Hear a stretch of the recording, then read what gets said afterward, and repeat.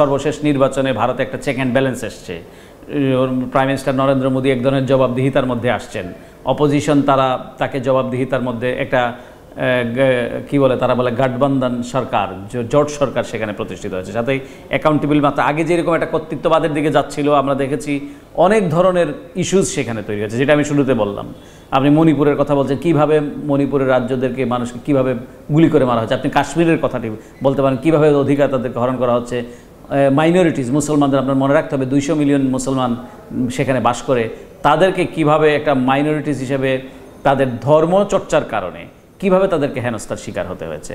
কিন্তু আমরা বাংলাদেশের বিষয়টাকে বিকৃতভাবে চিত্রকৃত করা হয়েছে। হ্যাঁ, কিছু ঘটনা ঘটেছে, সেটা হিন্দুর কারণে না, যে কেউ হয়তো আওয়ামী লীগ করে কোনো হিন্দুর ধর্মাবলম্বী, বাট আওয়ামী লীগ করার কারণে তাদেরকে উপর আক্রমণ করা হয়েছে বা তারা আক্রমণের শিকার হয়েছে, অথবা তারা যেহেতু আগে আক্রান্ত হয়েছে তারা এটা রিভেঞ্জ নিয়েছে। এগুলো কিছু কিছু ঘটনা ঘটেছে, এটা ছিল রিভেঞ্জের বিষয়, যদিও এটা সমালোচনার দৃষ্টিতে দেখতে হবে আমাদেরকে। কিন্তু যেভাবে ভারত জুড়ে চিত্রিত করেছে ইন্ডিয়ান রাইট উইং মিডিয়াগুলো, যে এখানে বোধহয় মানে সব হিন্দুদেরকে মেরে ফেলা হচ্ছে, মন্দিরে মারা হচ্ছে, এবং এই ফ্যাক্ট চেকিংগুলি খুব সুন্দরভাবে করেছে বিবিসি এন্ড এএফপি। কংগ্রেসের নেতা শশী থারুর উনি কিন্তু তার টুইটকে পরে চেঞ্জ করেছেন, যে না, আমরা এক ধরনের খবর জানছিলাম, এখন সেই খবরগুলো আমরা ভিন্নভাবে জানতে পারছি। এটা তো ওপেন, এবং এই সরকার সবচেয়ে বেশি ভালো কাজটা করেছে, যেটা আমি একজন সংবাদকর্মী হিসেবে সাধুবাদ দিই, যে কোনো দিনই এটা সম্ভব ছিল না, দীর্ঘদিনই এটা সম্ভব ছিল না।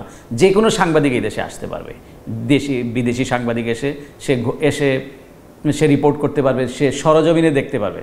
এটা যদি এইরকম ঘটনা ঘটতো তাহলে তো সরকার এটা চেপে রাখতো।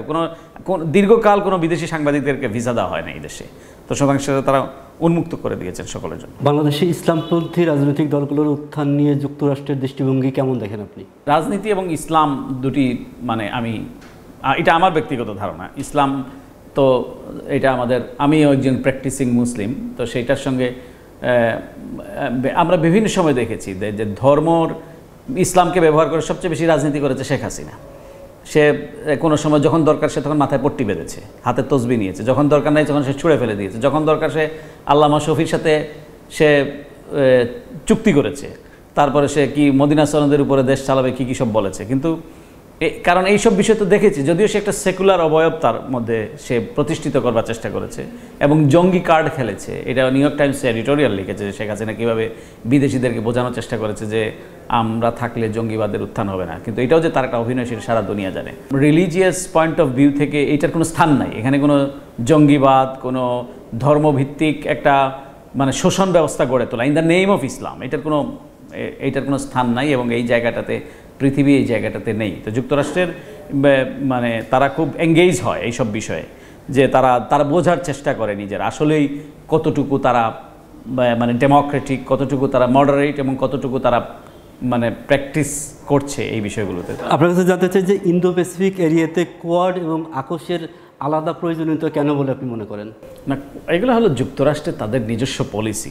তারা বিভিন্ন স্মল গ্রুপে তারা, কারণ এখানে না পলিটিক্যাল যে বিষয় আছে, যেখানে রয়েছে নেটোর প্রয়োজনীয়তা, সেখানে তারা এট দ্য সেম টাইম তারা মানে ইন্দো প্যাসিফিক স্ট্র্যাটেজির কারণে তারা ছোট ছোট গ্রুপে বিভক্ত হয়, তার পলিসির সাথে সকলকে একীভূত করতে চায়। এটা একটা চাইনিজ একটা ইনভলভমেন্ট, চায়নাকে কমব্যাট করা, চায়নাকে মোকাবিলা করা, এট দ্য সেম টাইম রাশিয়ার যে আগ্রাসন, এই আগ্রাসনগুলো মোকাবিলা করা।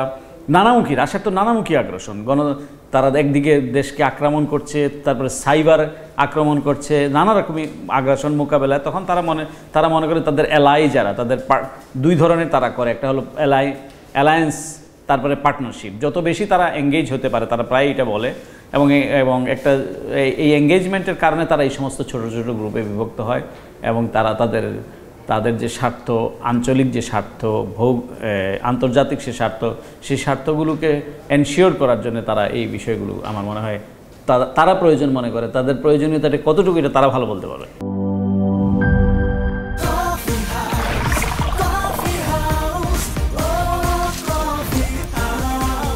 কফি হাউস, প্রতি চুমুকে আড্ডা জমে।